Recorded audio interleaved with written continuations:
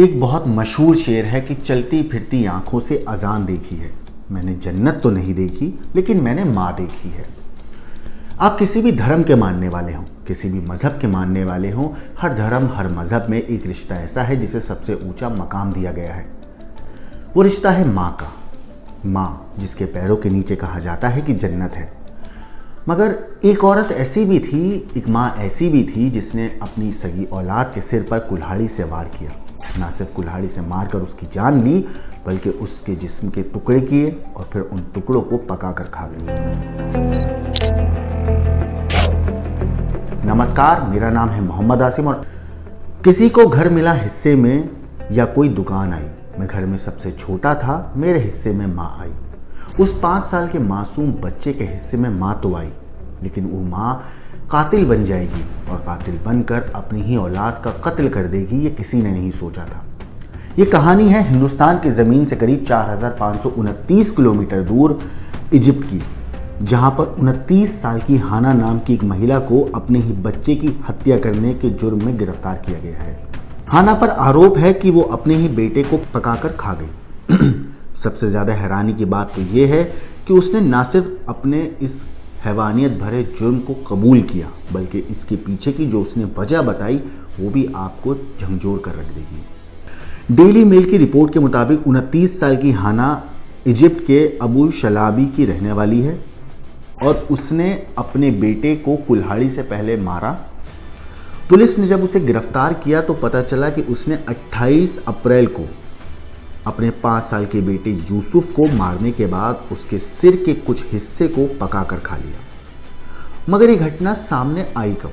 ये घटना तब सामने आई जब लड़के के अंकल, मतलब वो 5 साल का जो यूसुफ था, बच्चा था, जब उसके अंकल घर में गए तो उन्होंने देखा कि बाल्टी के अंदर यूसुफ के शरीर के कुछ टुकड़े पड़े हुए हैं। वो देखकर वो हैरान रह गए, वो खौफजदा हो गए। उसी वक्त उन्होंने पुलिस को इस बारे में जानकारी दी। पुलिस मौके वारदात पे पहुंची तो पुलिस के भी पैरों तले ज़मीन खिसक गई थी, क्योंकि बाल्टी के अंदर 5 साल के यूसुफ के जिस्म के टुकड़े पड़े हुए थे।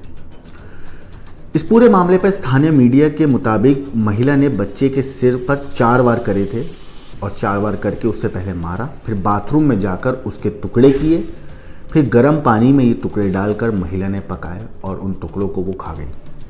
असल में बच्चा जो था वो अपनी माँ के साथ अकेला रहता था, क्योंकि उसके माँ बाप अलग हो चुके थे, उनका डाइवोर्स हो चुका था। बच्चे के पिता ने इस पूरे मामले पर कहा है मीडिया रिपोर्ट्स के मुताबिक कि 4 साल पहले ही वो अलग हो गए थे। माँ बच्चे को पिता से अलग रखना चाहती थी। ऐसे में पिता का कहना है कि जानबूझकर उसने इस पूरी वारदात को अंजाम दिया। आरोपी महिला ने पुलिस को ये खुद ही बताया है कि वो मानसिक तौर पर बीमार है। मतलब उसने पुलिस को कत्ल करने के बाद जब पुलिस ने उसे अरेस्ट किया, जब उससे पूछताछ की गई तो उसने पुलिस के सामने ये बात कबूल की है कि मैंने बच्चे को तो मारा है, लेकिन मैं मानसिक तौर पर बीमार हूँ।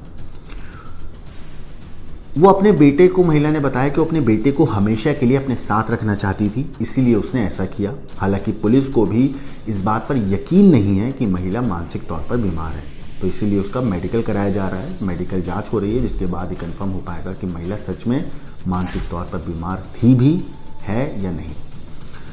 इस पूरे मामले पर जो वकील हैं समीर मोहम्मद साले, उन्होंने कहा है कि संदिग्ध का उन्होंने उस महिला को पहली बार देखा था तो उसका चेहरा देखकर लग रहा था कि उसे किसी बात का फर्क ही नहीं पड़ा है। उसे बिल्कुल अफसोस नहीं है अपनी औलाद को मारने का। बल्कि जब जांचकर्ताओं ने उससे सवाल किए, उससे पूछताछ करी, तो उसने बताया कि मैं उसे और ख़ुद को आज़ाद करना चाहती थी। मैं उसके पिता से बदला लेना चाहती थी और आज़ाद होना चाहती थी।